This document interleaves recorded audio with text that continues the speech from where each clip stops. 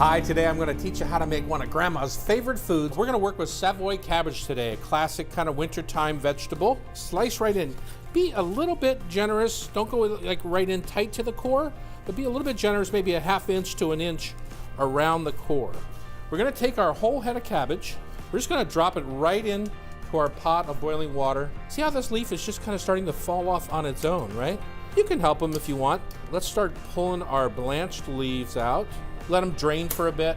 So much easier than trying to peel them off. When we go to stuff our cabbage leaves, we want them to be whole. All right, now it's time to make our filling. I have Italian sausage here. If it's not in bulk, just peel the links of sausage and then you have bulk sausage.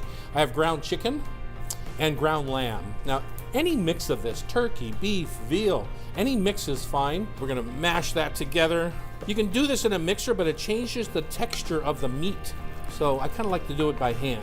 Into my mix of meats, I'm going with some onion, cooked wild rice. I'm going to use some of my own rubs. I have a veggie rub that's got a lot of fennel and smoked paprika, things like that in there. These are a couple of secret ingredients in my kitchen that I use in places you might not expect. So I have tomato paste, a little bit of anchovy paste. Now, some people go, oh, anchovy, but this is an umami flavor, right? This is something that you're never going to recognize as anchovy, but you're going to taste the cabbage roll and just wonder why it's so delicious.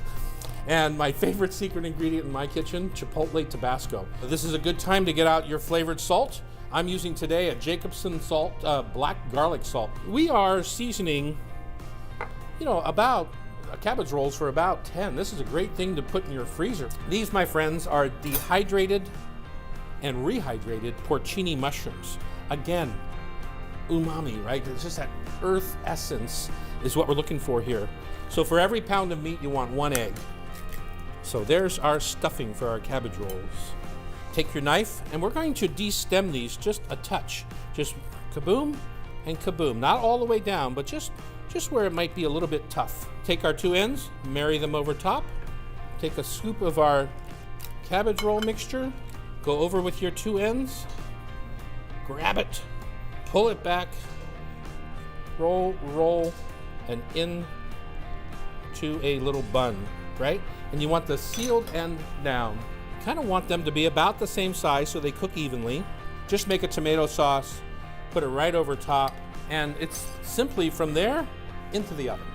So after being in the oven for about an hour or about 165 degrees in the center, we're simply going to plate up a couple of rolls per person. And then I like to finish with a little bit of olive oil, and we're going to use a little bit more of that black garlic salt right on top. Grandma would be proud of our stuffed cabbage rolls.